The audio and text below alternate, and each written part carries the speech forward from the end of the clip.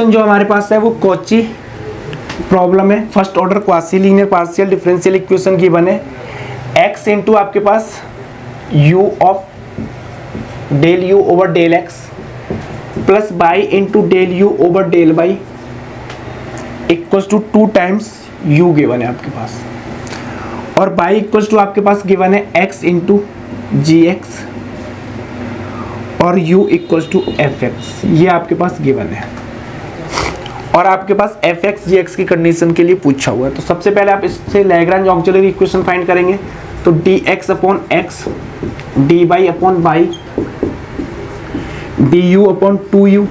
तो यहाँ से जब इसको सिंप्लीफाई करेंगे तो x upon y equals to c1, एक characteristics curve. Second characteristics curve जो मिलेगा आपके पास 2 upon y into d y equals to d u upon u, that is आपके पास u upon y square equals to c2, दो characteristics curve है।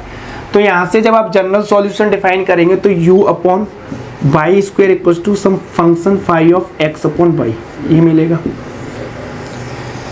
अब आप कंडीशन यूज करेंगे, तो आपके पास कंडीशन है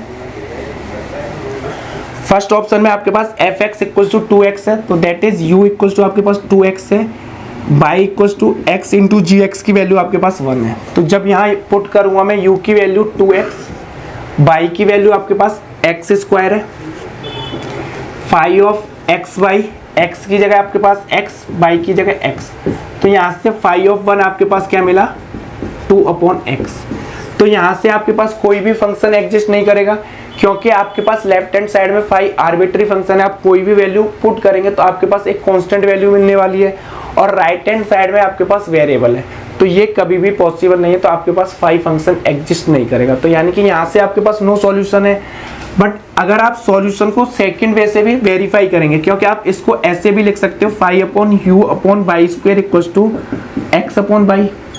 तो यहाँ से आप जब फाइंड करेंगे तो u की वैल्यू आपके पास क्या है 2x, बाई की वैल्यू आपके पास क्या है एक्स स्क्वायर, डेट इज ये 1 मिलने वाला है आपके पास।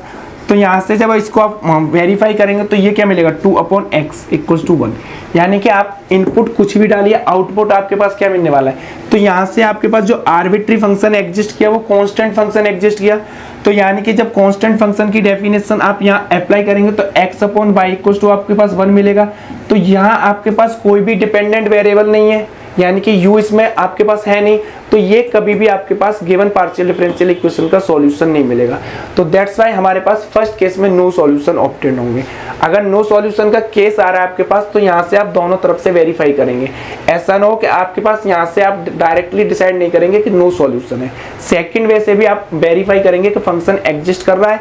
अगर एग्जिस्ट कर रहा है तो आप सॉल्यूशन वेरीफाई करेंगे कि वो गिवन कंडीशन को सेटिस्फाई कर रहा है और गिवन पीडी को सॉल्यूशन को सेटिस्फाई करेगा, तभी सॉल्यूशन बनेगा।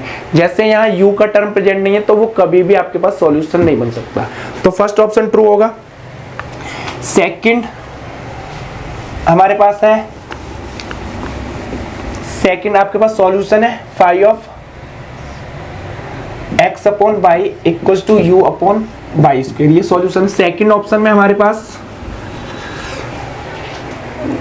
fx की वैल्यू 2x स्क्वायर है, तो आपके पास u इक्वल्स टू आपके पास 2x स्क्वायर है, बाई इक्वल्स टू आपके पास x है, बाई की वैल्यू x है, u की वैल्यू आपके पास 2x स्क्वायर है। तो यहाँ से जब सॉल्व करेंगे तो phi x upon x that is 1, यहाँ से आपके पास 2x स्क्वायर, बाई की वैल्यू x स्क्वायर, तो आपके पास